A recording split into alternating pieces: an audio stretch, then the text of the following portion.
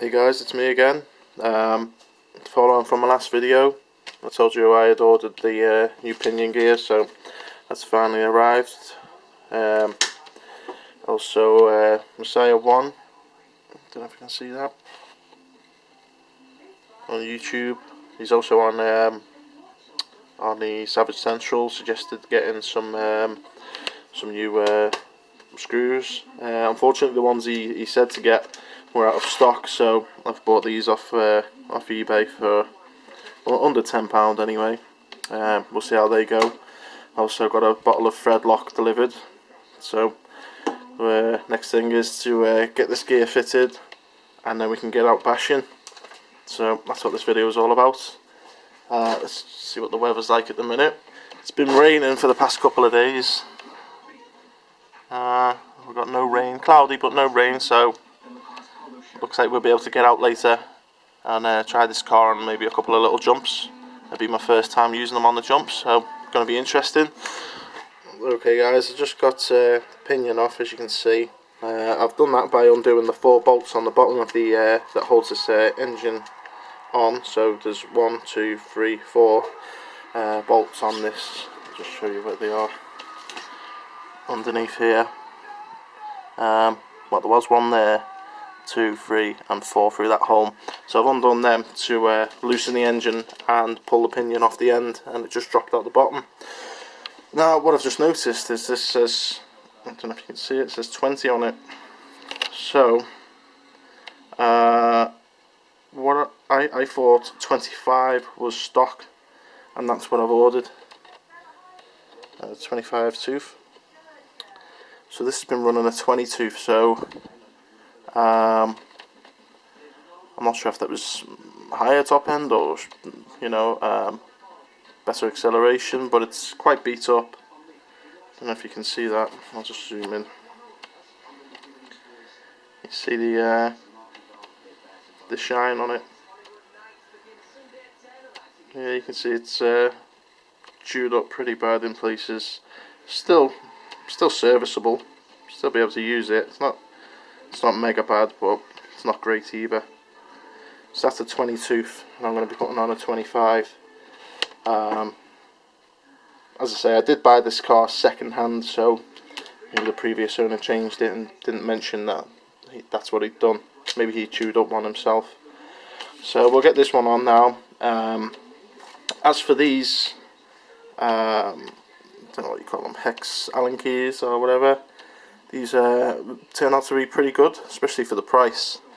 But the proof's in the pudding. We'll see when we get it back on and we tighten things up, put some real torque through it, and see if it can withstand it. But it cracked these off nicely, so I'm quite happy with them for now anyway. So let's get this other pinion gear on and get cracking. Okay guys, I've just unscrewed the battery box from the side so we can get better access to get this new pinion gear on. I've had to undo all the bolts and get this all nice and loose. Now if you look inside, you can see that the tolerances for this 25 tooth pinion are pretty tight. Can't really get the focus on it at the minute.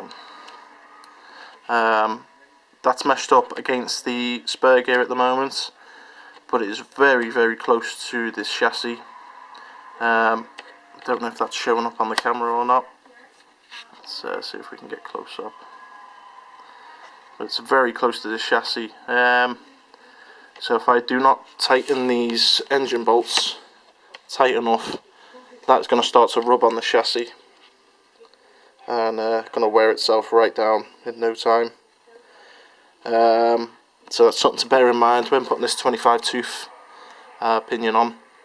So I'm going to see if I can get this to fit properly now. As you can see, it's not straight at the minute. The motor's mount's not straight, so I'm going to have to loosen it off a little bit and move it a little so I can get these wires more vertical, going upwards, because at the minute they're coming out on an angle and they're going to start rubbing on here.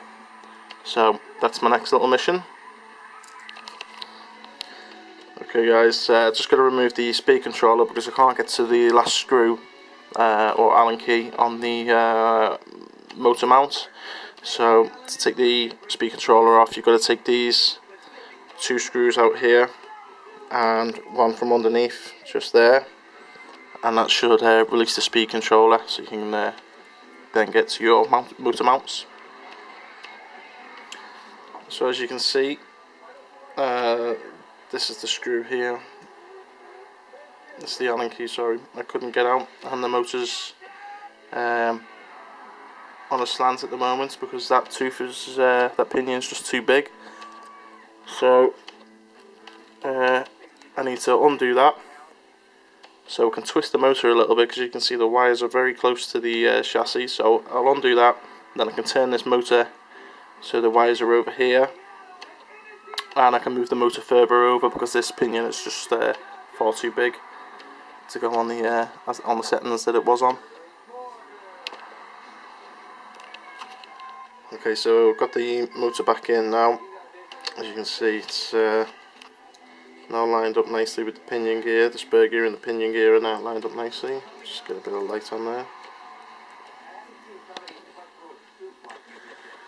So I'm quite happy with that. As you can see, the blue thread lock on the screw as well to hold it on. So I'll leave that for a while so it goes off.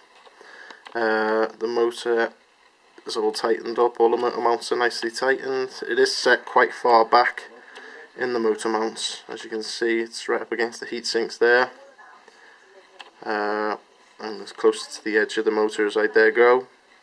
And if you look on this side, you can just about make out how far I've had to push the motor mounts over on the chassis.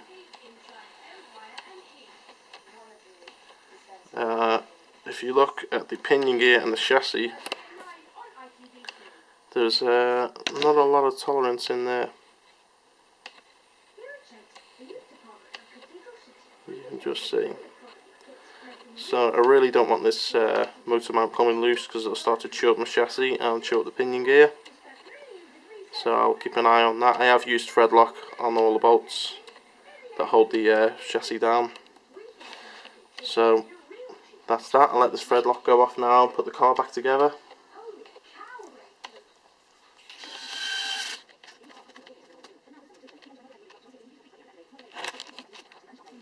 This here is the screw that holds the speed controller on from the bottom. There's the motor mounts here and on that side and here, and there's one through there. So I'll just screw this in so the speed controller is held on nice and tight. We don't want that going anywhere. I'll also put some zip ties on there just to really make sure it ain't gonna go anywhere.